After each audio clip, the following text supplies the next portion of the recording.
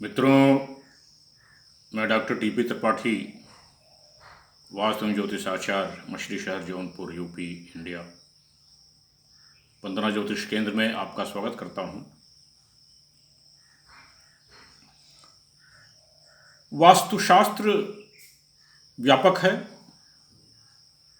आप अपने रोगों का निदान भी उससे कर सकते हैं। जैसा कि हम जानते हैं, ये ब्रह्मांड में 3 फोर्सेस हैं, 3 शक्तियां हैं जो ब्रह्मांड को कंट्रोल करती हैं। यद्यप महान वैज्ञानिक अल्बर्ट आइंस्टीन ने यूनिफाइड फील्ड थ्योरी का सिद्धांत दिया था, जैसा कि आदि शंकराचार्य ने कहा, हम ब्रह्मास्म एको हम द्वितीयो नास्ति।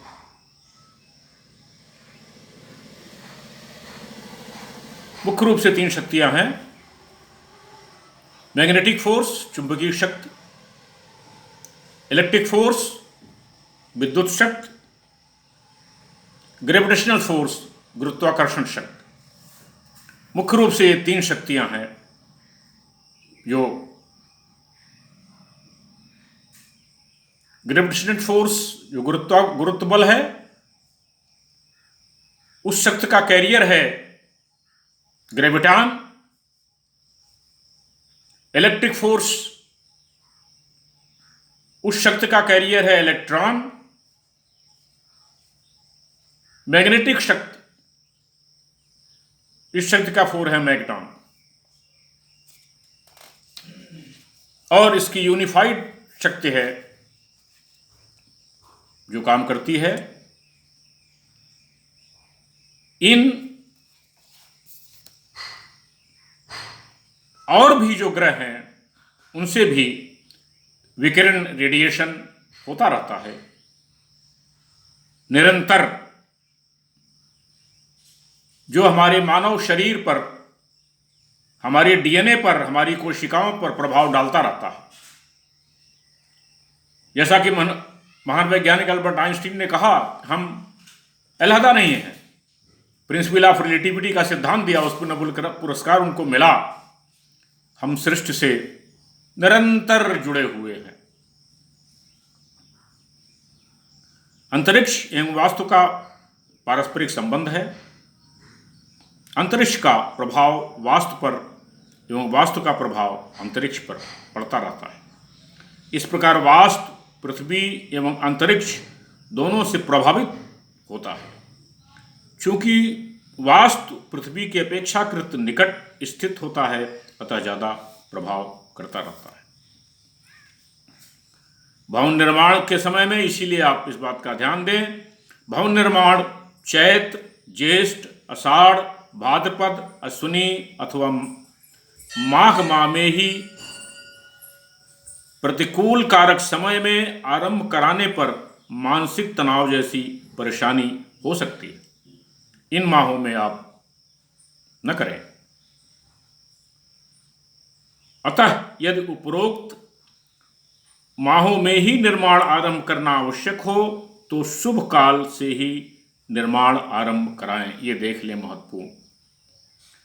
कन्या राशि में सूर्य 17 सितंबर से 16 अक्टूबर तक होता है, तब मकान बनाना आरंभ किया गया है। तो घर में बीमारी की शुरुआत अगर आपने किया, अगर मकान का आरंभ करना, तो घर में बीमारी की शुरुआत हो जाएगी। पहले से ही कुछ बीमारी हो तो यह बढ़ जाएगी। इसलिए बहुत महत्वपूर्ण इस बात का ध्यान रखें, यदि घर का भूखंड उत्तर दिशा में ऊंचा या दक्षिण दिशा में नीचा हो, यमवीथी भूखंड कहलाता है। पश्चिम वायव्य एवं पश्चिम में ऊंचा एवं दक्षिण में आग्नेय तथा सूर्य में नीचा हो, यह भूकंप अपथ भूकंप कहलाता है।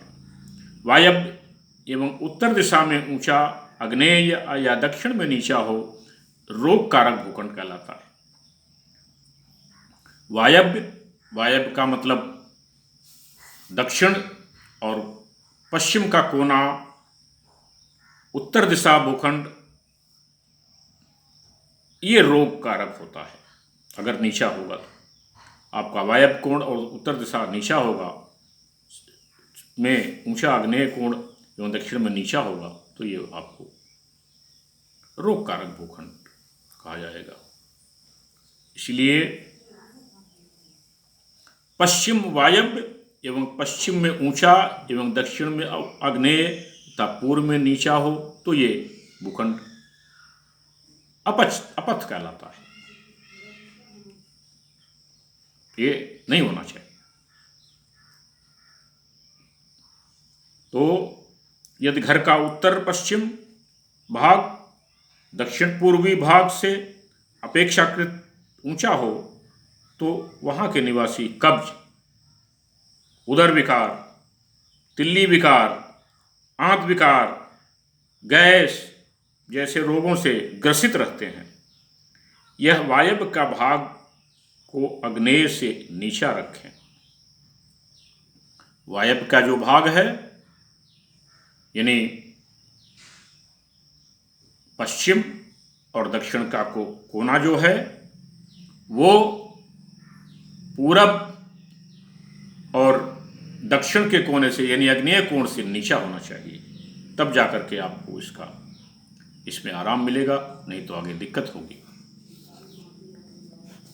इस बात का ध्यान रखें, आपको फ़ायदा हो। मेरा ये पोस्ट आपको पसंद आया, शेयर करें, सब्सक्राइब करें, लाइक करें, जिससे और लोगों को भी फ़ायदा हो। मित्रों को बताएं, इष्टों को बताएं, आपको कल्याण हो, आपका पुण्य मिले। मेरा नंबर है 9451033559। इस नंबर पर आप मुझे रिंग कर सकते हैं, कॉल कर सकते हैं, पूछ सकते हैं। तब तक के लिए नमस्कार।